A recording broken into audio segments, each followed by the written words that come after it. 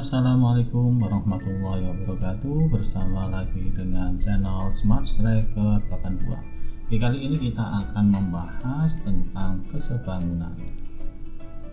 Kompetensi dasar yang akan kita capai yaitu 3.6 menjelaskan dan menentukan kesebangunan dan kekongruenan bangun data. 4.6 menyelesaikan masalah yang berkaitan dengan kesebangunan dan kekongruenan antar bangun data. Oke, di pertemuan kedua ini tujuan pembelajaran yang akan kita capai diharapkan siswa dapat menyebutkan syarat dua bangun yang saling sebangun. Oke anak-anak, sama seperti pada pertemuan pertama, dalam membahas tentang prinsip kesebangunan saya awali dari transformasi. Transformasi yang digunakan pada kesebangunan ini adalah dilatasi. Coba perhatikan. Pada gambar berikut, segitiga P aksen R aksen Q aksen atau yang berwarna ungu merupakan hasil dilatasi dari segitiga PQR yang berwarna orange dengan faktor skala K sama dengan 2 pada pusat koordinat. Menurut pendapatmu, bagaimana bentuk dan ukuran dari hasil dilatasi tersebut? Ya, benar sekali. Sebuah bangun yang didilatasi menghasilkan bayangan yang bentuknya sama tetapi ukurannya berbeda. Pada kasus ini karena K sama dengan 2, bayangannya lebih besar dari bentuk aslinya. Nah, anak-anak, kita ketahui bahwa kedua bangun tersebut dikatakan saling sebangun. Oke, coba perhatikan contoh berikutnya. Pada gambar berikut, segitiga P double aksen, R double aksen, Q double aksen yang berwarna biru ini merupakan hasil dilatasi dari segitiga PQR yang berwarna orange dengan faktor skala K sama dengan 1/2 pada pusat koordinat. Menurut pendapatmu, bagaimana bentuk dan ukuran dari hasil dilatasi tersebut? Ya, tepat sekali. Sebuah bangun yang didilatasi menghasilkan bayangan yang bentuknya tetap atau sama tetapi ukurannya berbeda. Pada kasus ini karena K-nya antara 0 sampai 1, maka bayangannya lebih kecil dari bentuk aslinya. Kita ketahui bahwa kedua bangun tersebut juga dikatakan saling sebangun. Suatu bangun jika didilatasi pasti memiliki bentuk yang sama, sudutnya juga sama, dan ukuran sisinya memiliki perbandingan yang sama pula. Sehingga bentuk dan bayangan tersebut dikatakan saling sebangun. Nah, anak-anak, dalam sebangun ini pasti memiliki faktor dilatasi atau faktor skala atau faktor pengali. Skala ini merupakan perbandingan antara jarak pada gambar dengan jarak sebenarnya dan dapat dirumuskan sebagai berikut. Skala sama dengan jarak pada gambar dibanding jarak sebenarnya. Nah, anak-anak, selanjutnya kita akan lihat contoh-contoh bangun yang menggunakan prinsip kesebangunan. Yang pertama adalah mengetahui perbesaran loop. Loop di sini menggunakan prinsip kesebangunan, di mana faktor skalanya itu pasti lebih besar dari 1 karena bayangan yang tampak itu lebih besar daripada benda aslinya. Kemudian yang kedua adalah memperkirakan ukuran objek sebenarnya dengan cara memotret. Nah, di sini hasil potretannya itu lebih kecil daripada benda aslinya. Dia menggunakan faktor skala antara 0 sampai 1. Dan contoh selanjutnya adalah memperkirakan ketinggian tiang listrik. Di sini membandingkan antara bayangan dengan benda sebenarnya. Nah, anak-anak, itu beberapa contoh bangun-bangun yang menggunakan prinsip kesebangunan. Nah, silakan kalian temukan benda-benda di sekitar kalian yang menggunakan prinsip kesebangunan. Oke, sekarang kita akan melanjutkan contoh yang lain. Budi mengukur jarak dari rumah ke sekolahnya adalah 12 km. Kemudian Budi mengukur di GPS pada layar HP-nya menggunakan penggaris. Ternyata jarak dari rumah ke sekolahnya adalah 4 cm. Berapa skala yang digunakan GPS pada layar HP Budi tersebut? Oke, kita ketahui bahwa jarak pada gambar 4 cm. Kemudian jarak sebenarnya adalah 12 km. Nah, di sini kita dapat menggunakan rumus skala. Skala itu sama dengan jarak pada gambar per jarak sebenarnya. 12 km kita jadikan cm, maka kita kalikan 100.000 sehingga diperoleh 1.200.000. Maka kita peroleh perbandingannya adalah 1:300.000. Jadi skala yang digunakan oleh Habibie dia adalah 1:300.000. Artinya 1 cm pada gambar itu mewakili 300.000 cm atau 3 km jarak sebenarnya. Nah, anak-anak, itu penerapan skala pada prinsip kesebangunan. Selanjutnya kita akan petakan kesebangunan ini menjadi 4 kondisi. Kondisi yang pertama adalah dilatasi. Jadi anak-anak, di sini ada bangun yang didilatasi pada salah satu titiknya. Coba perhatikan ilustrasi berikut. Trapesium ABCD seperti ini didilatasi terhadap titik A. Jadi titik A ini sebagai pusat dilatasi menjadi trapesium AFGH sebagai berikut. Nah, anak-anak, selanjutnya ada 2 pertanyaan yang Ustaz ajukan. Yang pertama adalah pasangan sudut manakah yang sama besar? Ya, benar sekali. Pasangan sudut yang sama besar adalah sudut A dengan sudut A. Sudut A pada trapesium ABCD besarnya sama dengan sudut A pada trapesium AFGH. Kemudian sudut B dengan sudut F. Selanjutnya sudut C dan sudut D, dan terakhir adalah sudut D dan sudut H. Nah, di sini pasangan-pasangan sudut yang bersesuaian. Pertanyaan selanjutnya, pasangan sisi manakah yang sebanding? Nah, anak-anak, untuk mengetahui perbandingan sisi yang sebanding, maka kita dapat membandingkan sisi-sisi yang bersesuaian. Sisi yang bersesuaian salah satunya AB dan AF. Seperti ini. Kita bandingkan, nilainya sama dengan sisi BC dan FG. BC dan FG ini merupakan sisi yang bersesuaian. Kemudian perbandingannya akan sama dengan CD dan DH. Begitu pula dengan DE dan HA. Nah, anak-anak, ini merupakan perbandingan sisi-sisi yang bersesuaian. Selanjutnya kita akan lihat kondisi yang kedua. Kondisi yang kedua adalah konsep translasi kemudian didilatasi. Artinya bangun ini digeser terlebih dahulu, dipisahkan, kemudian diperbesar. Coba perhatikan. Trapesium ABCD ditranslasi kemudian didilatasi menjadi trapesium EFGH. Jadi di sini saya plat terlebih dahulu, kemudian ini hasilnya akan digeser. Nah, seperti ini. Selanjutnya kita akan dilatasi atau kita akan perbesar. Pertanyaannya sama, pasangan sudut manakah yang sama besar? Nah, anak-anak, ketika bangun itu digeser, maka sudut-sudutnya tidak berubah. Jadi di sini sudut-sudut yang bersesuaian salah satunya adalah sudut A dengan sudut E. Kemudian sudut B dengan sudut F, sudut C dengan sudut G, dan terakhir sudut D dan sudut H.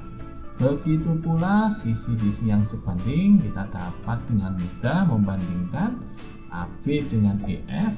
Ini merupakan sisi yang bersesuaian, itu pasti akan sama perbandingannya dengan BC dibanding FG. Begitu pula dengan CD per GH dan DA per HE.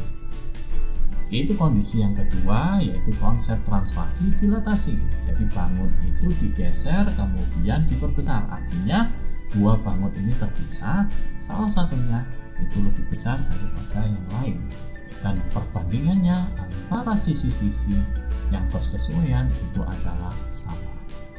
Oke, kita akan lanjutkan kondisi yang ketiga. Kondisi yang ketiga adalah konsep refleksi dan dilatasi.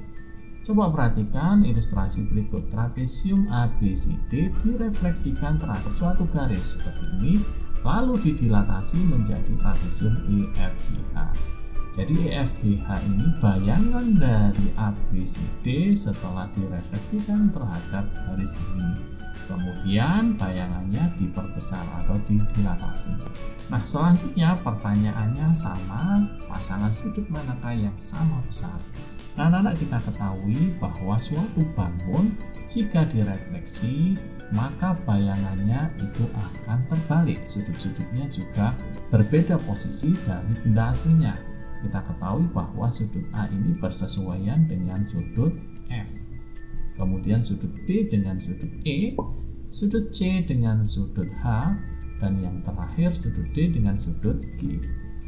Selanjutnya pasangan sisi manakah yang sebanding? Kita ketahui sisi yang bersesuaiannya AB dengan EF, kemudian BC dengan EH, kemudian CD dengan AG, selanjutnya DA dengan BF. Nah, masing-masing ini perbandingannya pasti sama. Oke anak-anak, selanjutnya kondisi yang keempat, kondisi terakhir adalah konsep rotasi dilatasi. Jadi di sini trapesium ABCD dirotasikan 180 derajat, kemudian didilatasi, diperbesar seperti ini menjadi trapesium EFGH. Pertanyaannya sama, pasangan sudut manakah yang sama besar? Nah, anak-anak, kita ketahui bahwa sudut A bersesuaian dengan sudut G, kemudian sudut B bersesuaian dengan sudut H, sudut C bersesuaian dengan sudut E, dan terakhir sudut D bersesuaian dengan sudut E. Kemudian pasangan sisi manakah yang sebanding? Kita tahu bahwa AB bersesuaian dengan GH, maka dapat kita bandingkan. Nilai perbandingannya akan sama dengan sisi BC dan HE. Begitu pula CD dan EF kita bandingkan, nilainya juga sama dengan DA dan FG. Nah, anak-anak, ini sisi-sisi yang bersesuaian perbandingannya adalah sama. Oke anak-anak, selanjutnya kita akan simpulkan dua bangun dikatakan saling sebangun jika memenuhi dua syarat. Yang pertama, dilihat dari sudut-sudutnya. Sudut-sudut yang seletak atau bersesuaian itu sama besar. Yang kedua, sisi-sisi yang seletak atau bersesuaian sebanding atau perbandingannya sama. Nah anak-anak, itu dua syarat mutlak dari dua bangun yang saling sebangun. Kalian harus dapat membuktikan sudut-sudut yang seletak atau bersesuaian sama besar. Yang kedua, sisi-sisi yang seletak atau bersesuaian sebanding atau perbandingannya sama. Oke, kita akan lihat contoh soal dari bangun-bangun yang sebangun. Oke, soal yang pertama, Budi mengukur jarak dari terminal Bundar ke alun-alun. Nah, seperti ini. Ternyata jaraknya 14 cm. Dia ukur menggunakan penggaris, total jaraknya di sini adalah 14 cm. Berapa skala GPS yang digunakan oleh HP milik Budi? Nah, kita ketahui jarak pada gambarnya 14 cm. Selanjutnya, jarak sebenarnya adalah 21 km. Nah, anak-anak, ketika kalian melihat aplikasi Maps, di sini ditunjukkan bahwa jarak sebenarnya itu adalah 21 km. Nah, di sini dapat ditempuh selama 27 menit. Sehingga kita ketahui bahwa jarak sebenarnya adalah 21 km. Kemudian kita bandingkan skala, itu rumusnya jarak pada gambar dibanding jarak sebenarnya. Jarak pada gambar 14 cm, kemudian jarak sebenarnya 21 km, kita jadikan cm, kita kalikan 100.000, diperoleh 2.100.000. Nah anak-anak, selanjutnya kita dapat menyederhanakan 14 sama 210, 1 banding 15, sehingga kita peroleh skalanya adalah 1 banding 150.000. Jadi dapat disimpulkan skala yang digunakan oleh HP milik Budi ini adalah 1 banding 150.000. Artinya 1 cm pada peta mewakili 150.000 cm jarak sebenarnya, atau sekitar 1,5 kilo jarak sebenarnya. Oke, ini soal nomor 1. Kita lanjutkan ke soal nomor 2. Jika trapesium KLMN sebangun dengan trapesium MNOP, maka panjang NO adalah. Nah anak-anak, untuk menyelesaikan soal ini ada informasi yang penting, yaitu trapesium KLMN sebangun dengan trapesium MNOP. Nah di sini kalau ada trapesium saling sebangun, maka kita bisa membandingkan sisi-sisi yang bersesuaian. Kita ketahui sisi NO sebelah kiri ini itu bersesuaian dengan NK, kemudian NM di sini itu bersesuaian dengan KL, kemudian MP dengan ML, dan terakhir PO ini bersesuaian dengan MN. Kemudian kita tinggal masukkan saja angka-angkanya. NO nggak tahu, misalkan saja NO per NK-nya di sini berarti NO ditambah 6. Kemudian NM 10, KL 15, MP tidak diketahui, ML juga tidak diketahui, kemudian PO juga nggak diketahui, dan MN-nya 10. Nah, kemudian kita ingin mencari NO, maka yang kita gunakan perbandingannya adalah yang ini. NO per NO plus 6 sama dengan 10 per 15.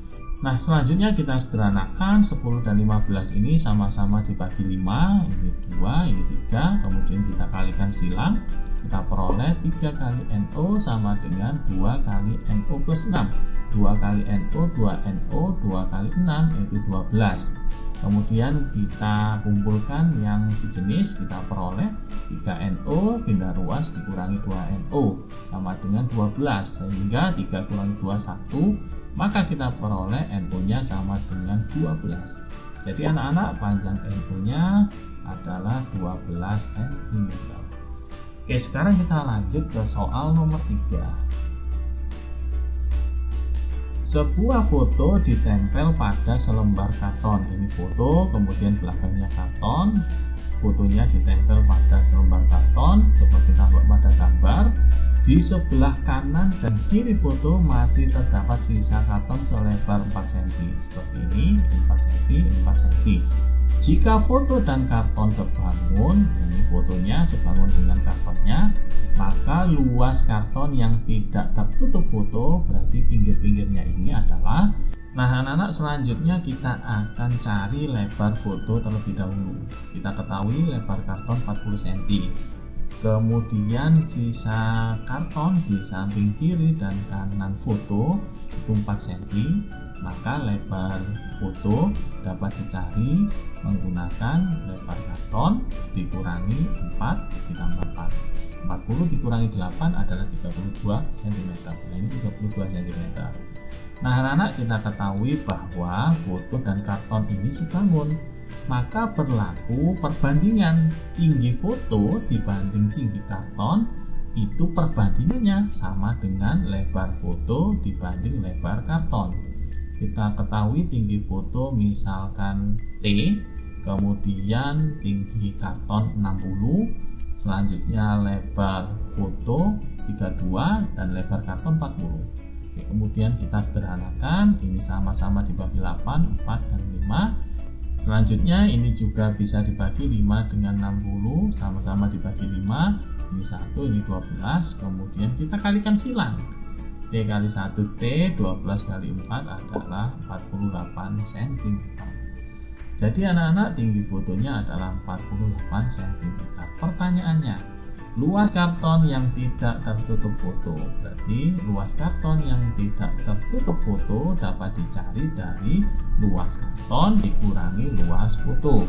Luas karton 40 kali 60, kemudian luas fotonya 32 dikalikan 48. Hasilnya adalah 864 cm persegi. Oke anak-anak, itu penyelesaian untuk soal yang ketiga. Selanjutnya kita akan lihat soal yang keempat. Bidang ABSP, ABSP, dan PQRS saling sebangun. Jika panjang PQ sama dengan 16, kemudian QR 12, maka panjang BS berapa? Nah, anak-anak, kita ketahui bahwa persegi panjang ABSP sebangun dengan PQRS.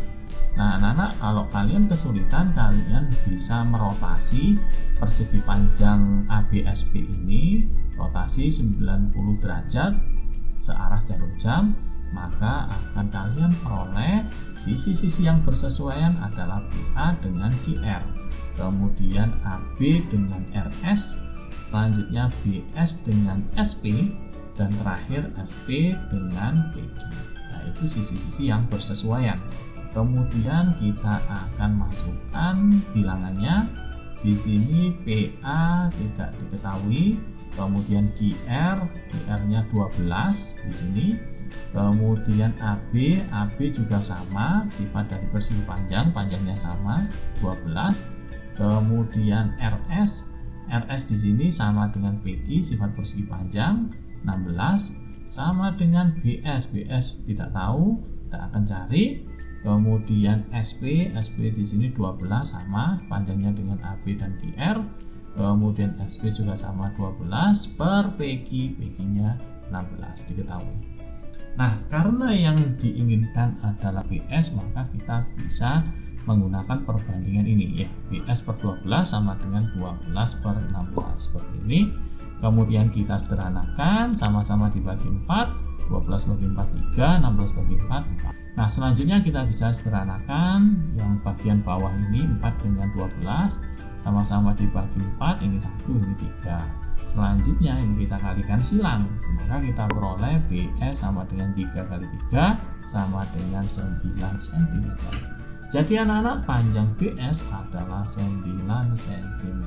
Oke anak-anak, saya rasa cukup sudah video pembelajaran kali ini. Semoga penjelasan ini memudahkan kalian, mencerahkan kalian berkaitan dengan bangun-bangun yang seperti ini. Ihdinas siratal mustaqim. Assalamualaikum warahmatullahi wabarakatuh.